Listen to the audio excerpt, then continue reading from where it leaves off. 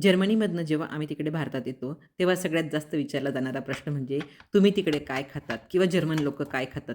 German लोकं तर bread आणि उकळलेले बटाटे वगैरे असं खातात. पण जे आपले भारतीय लोकं असतात, हे मात्र इथे आपलं भारतीय जेवण करत असतात. आजचा जो आता माझा मेनू आहे, हा मस्त खानदेशी स्टाईल कढी आणि खिचडी आहे. तर कढी आणि खिचडी हे असं जेवण आहे ना, की ते परफेक्ट बनतं. मग तुम्हाला जर जास्त भूक असेल, तरी पण खिचडी ही अशी असते ना, की आपण नाही म्हणू शकत नाही. कमी भूक असेल तरी पण ती असते ना, की आपण नाही म्हणू शकत नाही. याला कसं जास्त तयारी करायची गरज नसते आणि खूप सारे मसालेही लागत नाही. आम्ही तर जेव्हाही तिकडे येतो, तेव्हा चुलीवरची खिचडी ही बनतेच बनते.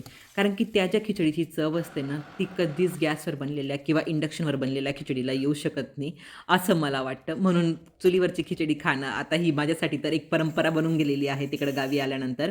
तुम्हाला चुलीवरची खिचडी आवडते का? हे मला नक्की सांगा. आता जोपर्यंत तिकडे खिचडी बनते, तोपर्यंत मी इकडे कढीचं बनवून घेते. इथे ताकही मिळतं आणि दही पण मिळतं. पण मला दहीचं बनवलेलं आवडतं, म्हणून मी दहीची कढी बनवते आता इकडे असं. इथे कसं तांदूळ किंवा दही वगैरे हे मिळून जातं जर्मन सुपर मार्केटमध्ये. पण मात्र जी तुरीची डाळ असते, ही इथल्या इंडियन स्टोअरमध्येच मिळते जर संपली तर.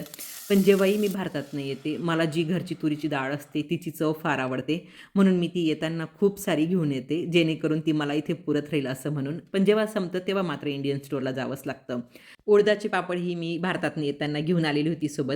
कारण की उडदाचे पापड, कढी आणि खिचडी हे एक परफेक्ट कॉम्बिनेशन जातं आणि खिचडी, कढी, उडदाच्या पापडाशिवाय अपूर्ण आहे मला असं वाटतं. चला तर बोलता-बोलता आता माझा सगळा स्वयंपाक झालेला आहे. तुम्ही महाराष्ट्रातनं कोणत्या भागातनं हा व्हिडिओ पाहतायत आणि तुम्ही ही कढी खिचडीच म्हणतात का या मेनूला? मला हे कमेंटमध्ये नक्की सांगा. धन्यवाद.